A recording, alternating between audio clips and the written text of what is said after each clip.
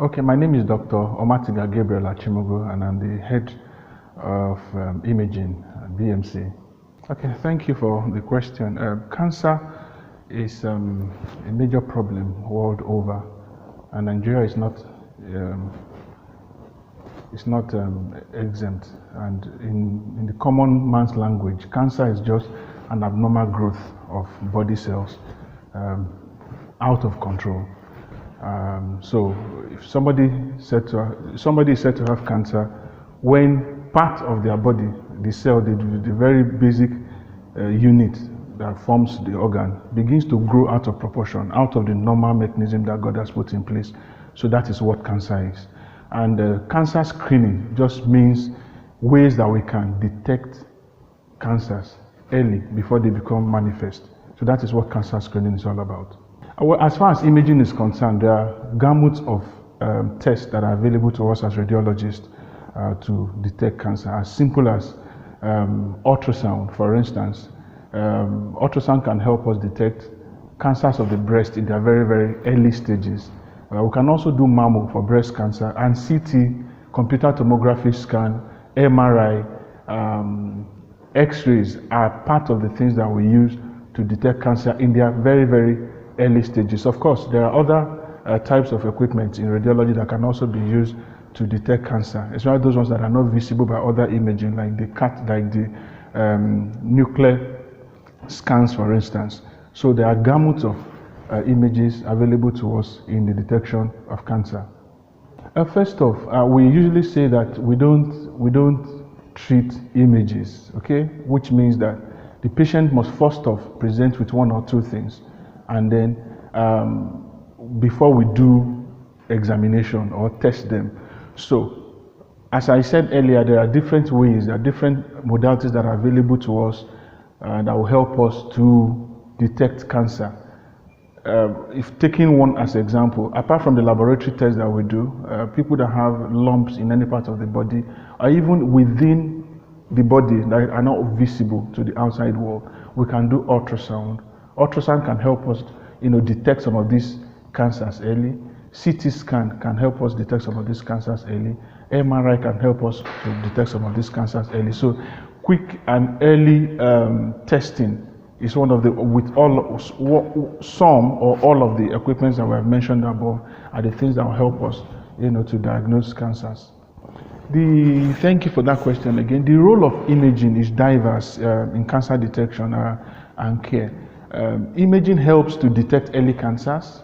It helps in the treatment of cancers and as well follow up in the detection. Like that's why we've been saying early testing. People who have cancers that are still in their earliest forms, when they do some of this imaging, like ultrasound, like CT scan and MRI, they help to find these cancers early. That is in detection. And then when it is detected, we also want to find out whether it is confined to just one area or it has gone to different parts of the body. So we do other imaging procedures to help us scout through the entire body and see whether the cancer has gone elsewhere. So in that case, we are screening, or we are doing what we call surveillance, okay, for where possible places that the cancer would have gone to.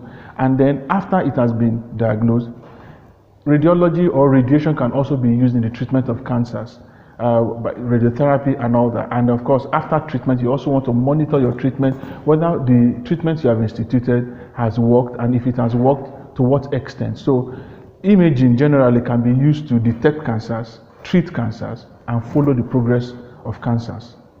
We must thank you for that question, and I think that is one question that a lot of education need to go out to the public.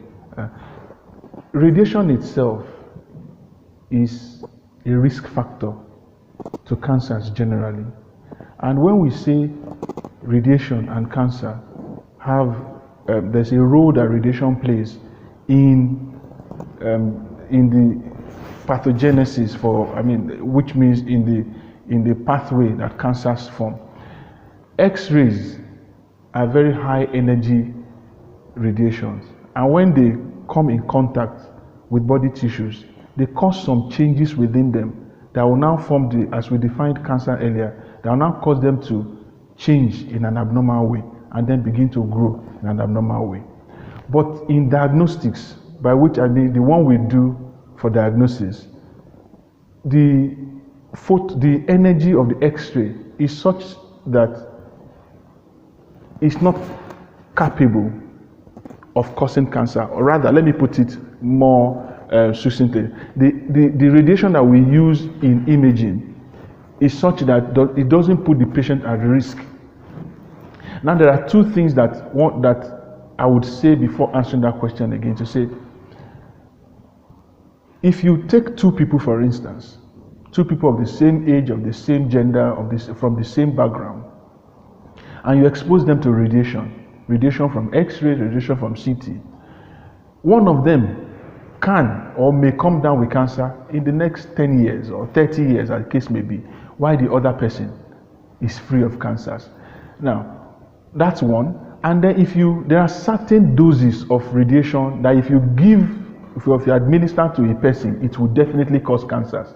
That dose we don't utilize in imaging. But the other category of people that I mentioned earlier, there's this percentage of people that would get cancer from radiation that we still don't know the reason why they get those cancers. And that is why we say whoever is going to get X-ray or radiation from CT must merit it.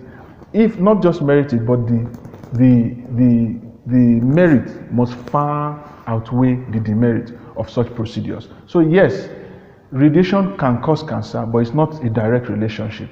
It's not that everybody who is exposed to radiation will get cancer. Thank you. Colon cancer, you mean cancer of the bowel, of the colon, of the digestive tract. Like for so many cancers, science may not know the cause, but there are several risk factors that are associated with cancers. Risk factors like our diet, risk factors like the lifestyle that we've adopted, risk factors like even exposure to radiation can also cause cancers. Now, for colonic cancers, the Western diet that we used to think is no longer, that we thought initially was something of the Western world, is now with us. Our lifestyle and the diet now has modified the way we live our lives, and those things predispose the colon or the intestine to cancerous changes. So yes, you said nobody knows how they come and nobody knows how to treat them. There is treatment for cancer. Cancer treatment starts with diagnosis, and that's why we keep saying early diagnosis, early screening. There are some cancers that can be salvaged. There are certain deaths that are preventable, that are attributable to cancer, that are preventable if the cancer is diagnosed early. And if it is diagnosed early, then we need to follow up, and we'll follow up imaging. We'll decide we'll know whether the cancer is growing or is receding or the person is just stable. So the cure for cancer or the treatment for cancer entails early diagnosis, management, and follow up. And that's one of the ways that I think we can stem the tide of cancers, colonic or in any other part of the body. It is, well, not necessarily a myth, but radiation that comes from microwave, it is not in itself cancerous. But like I said, when radiation energy interacts with living tissues, they cause some changes within them. So in the same way, this radiation can cause some changes within whatever substance you put inside them that can predispose people to having cancer. Now, it is not a direct relationship, really. You can't say because this has happened, this cancer will happen, but it is a predisposing or risk factors for such occurrences. Thank you very much. It's my pleasure.